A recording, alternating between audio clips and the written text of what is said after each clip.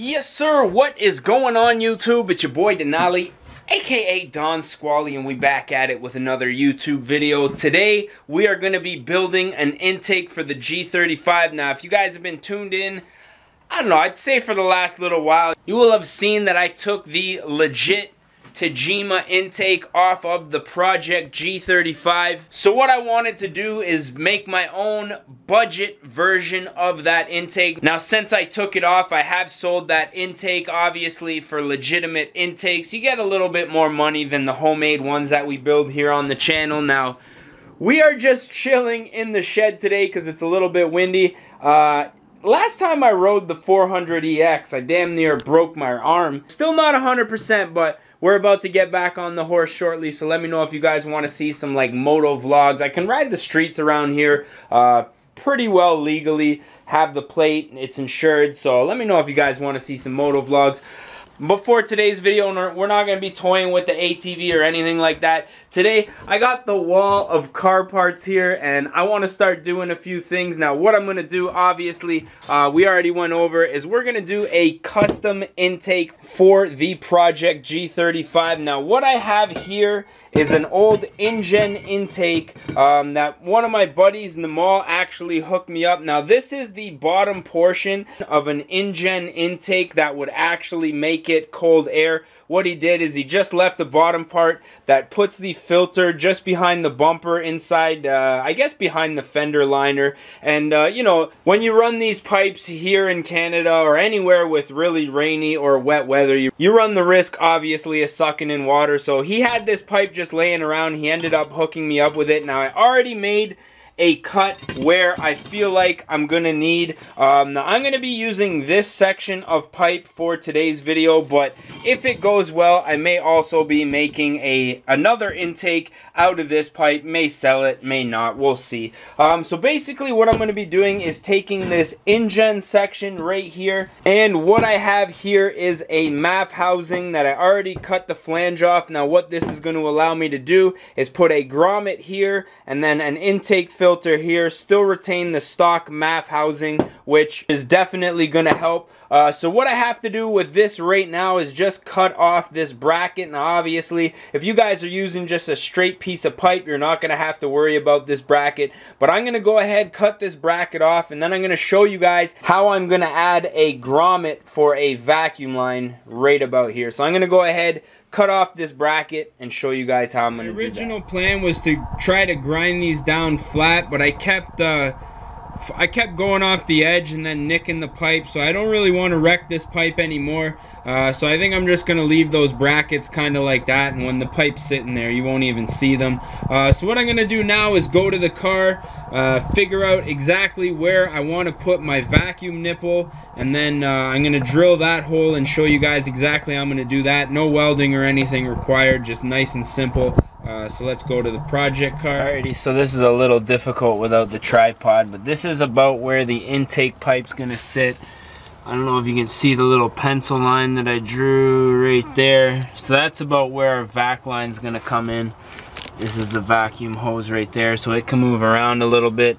So I'm going to go ahead, drill that hole, and show you what I'm going to use for that fitting. Alrighty, so I ended up drilling my hole, as you can see. Now all I'm using here is a little piece of 1/2 inch threaded, I don't know if this is like pipe or something like that.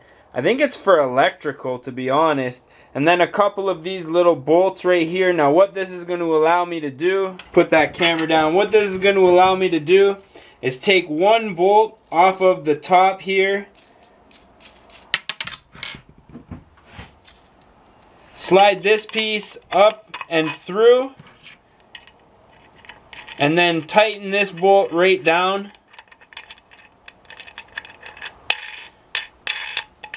And then tighten that bolt down. Now what I'm going to do before I do that is just put a little bit of silicone around the threads. I'll show you that right now.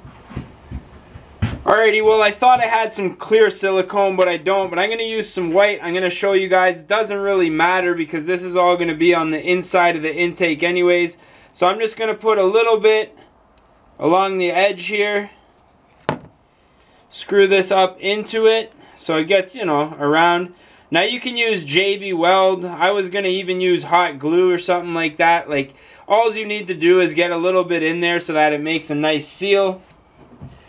And then obviously throw that up through the back side. You can't even see the silicone there. And then tighten down these bolts. I'm going to get a wrench here real quick.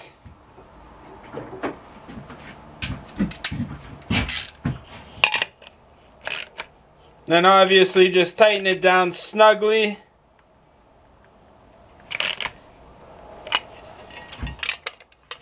Make sure I get a wrench in on the back there. And I'm just going to go ahead, snug that up. And what that's going to allow us to do, now this is a 1/2 inch fitting. The only reason that I went 1/2 inch is because I wasn't exactly sure how big of a drill bit I had, and this was actually the biggest size that I had. So what that's going to allow you to do is click your vacuum line on there. That's going to get the proper reading. MAF's going to go on here. I'm going to go ahead, get off some of this paint markings, put this thing together. I have an old filter here kicking around, so I'm going to put this together and show you guys what it looks like. Alrighty, so I figured I'd go and get my tripod after all. So what I'm going to do is just assemble this. Now what I have here is just your standard coupler that you get from the hardware store. I believe it's 3-inch copper is what this is used for. Now this intake, with it being the material that it is never really going to get that hot, so you won't have to worry about any of these couplers melting. These are, you know, pretty solid rubber. A lot of the couplers for the intakes that are stock are rubber, so I'm pretty confident in this. So what I'm going to do is basically assemble this intake by putting the grommet on here, another grommet. We're going to have our MAF adapter, and then the cone filter obviously is going to go on. So just make sure that you get all the burrs out of your edges. Make sure you get all the metal shavings from inside. You don't want anything getting inside of your engine. I'm going to go ahead, put this together a little bit. I guess we can do a little bit of a time lapse here of me putting this together.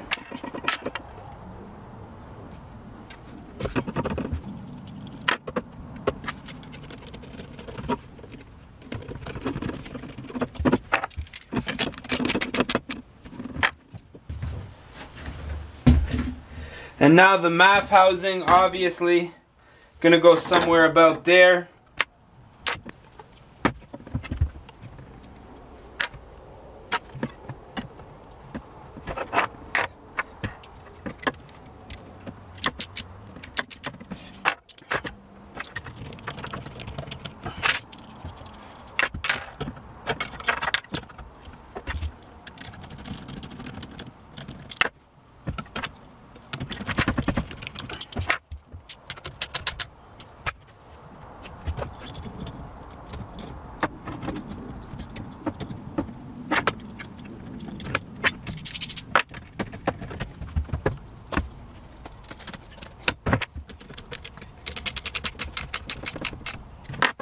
And there you have it, ladies and gentlemen. Let me see if this is all in the shot.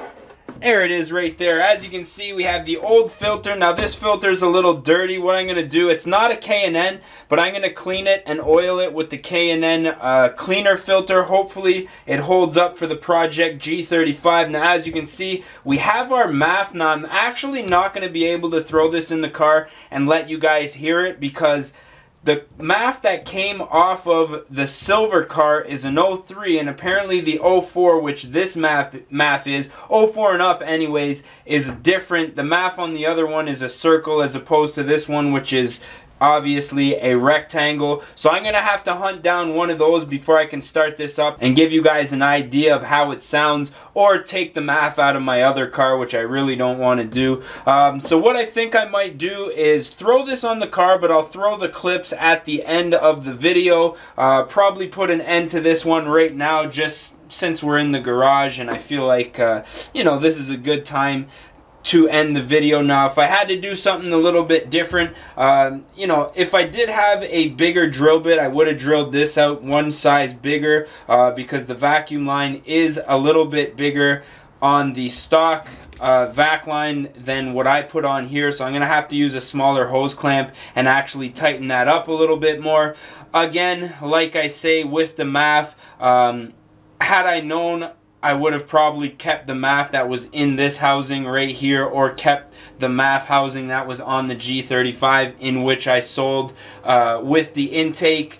But all in all, I sold the intake for $100 that was on the car. I spent $20 on the couplers, and I think another $5 on this little nipple piece here. Obviously, I had the intake, the MAF housing here, and the Injen pipe kicking around, so that didn't cost me anything. So all in all, we made about $75 swapping from the old intake to this intake. So I guess I'm gonna put an end to this video. As always, I want to say thank you guys for watching. Like I say, I guess I'll throw it on the car and just get a couple walk around clips for the end of the video. So let me know what you guys think of this, and as soon as I get a MAF, we'll be doing a little startup video, and I'll let you guys know exactly how this filter sounds.